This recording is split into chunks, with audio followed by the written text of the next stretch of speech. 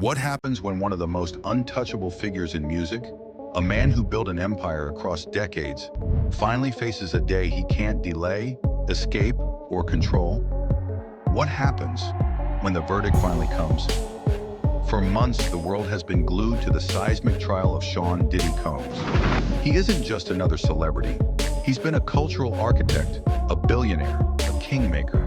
But behind the private jets, the global brands, the record-breaking deals, prosecutors claimed, was a man running a secret empire built not on brilliance alone, but on manipulation, intimidation, and fear. From the very first day, this wasn't just about music. This was about power, about how far influence can stretch, about whether fame can still shield the powerful in a world that's growing less willing to look away.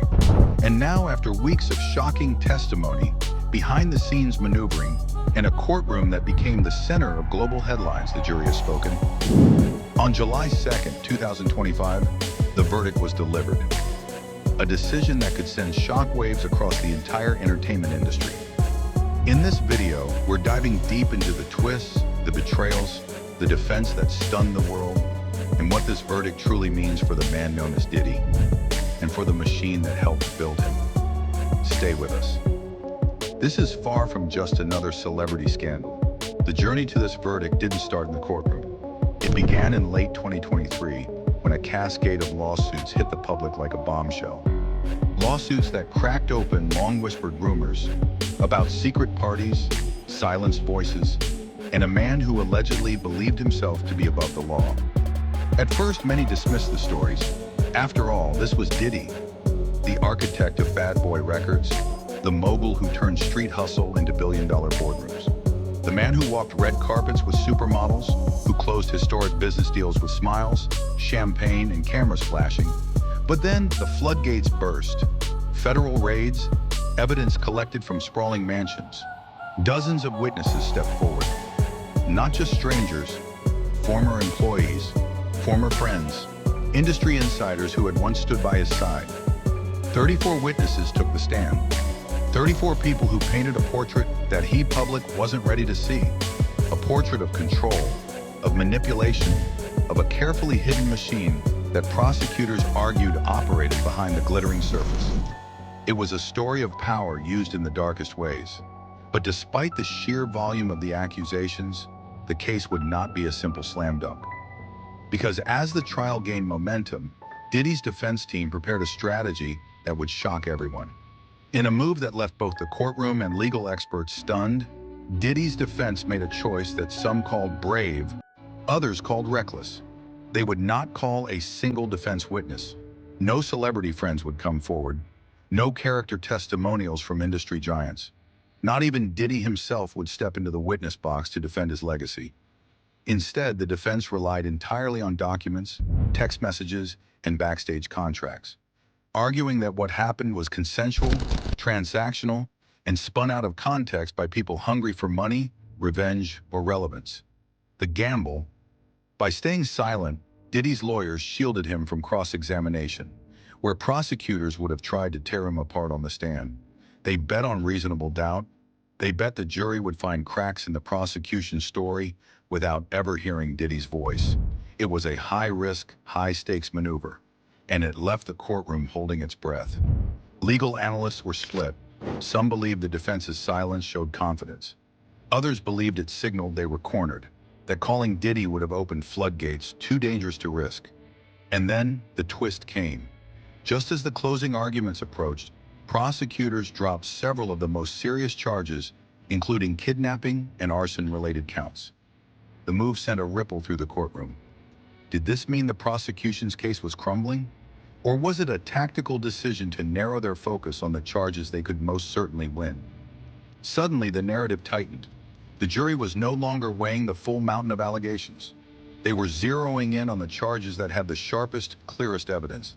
And that made every remaining detail, every message, every timeline, every piece of corroboration, even more critical. June 26, 2025. A day the courtroom won't forget. The prosecution painted Diddy as the architect of a long-standing criminal web, hidden behind billion-dollar businesses, shielded by money and silence. They walk the jury through years of texts, bank records, survivor accounts, building a story not of one mistake, but of a systemic pattern. A machine that bought silence, that erased inconvenient truths, that controlled people through fear. The defense, however, fought back. Get the attention you deserve with a custom neon sign. We offer handmade neon signs. Our process is simple. Visit our website, glonio.com, and click Custom Neon Builder for an on-demand experience. Start typing your custom text, choose a font, color, and size. We will handle the rest by handcrafting your LED neon. We also produce high-quality neons to match your business logo by completing the form on our Business Neons page.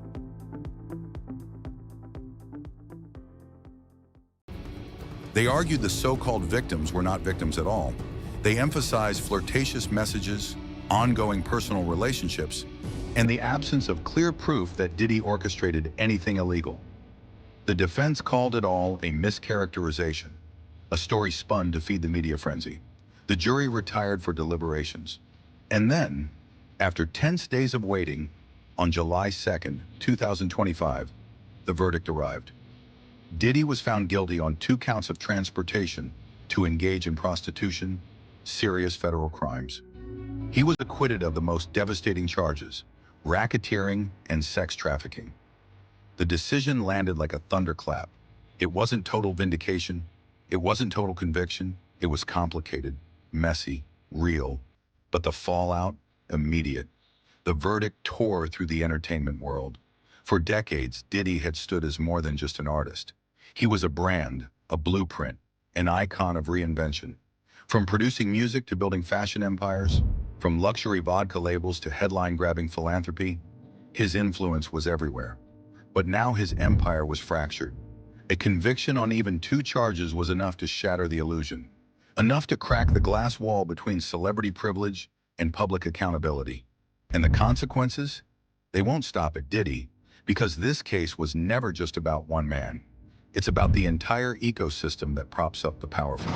The publicists who spin the stories, the lawyers who write the NDAs, the assistants who look the other way, the security teams who make the inconvenient disappear.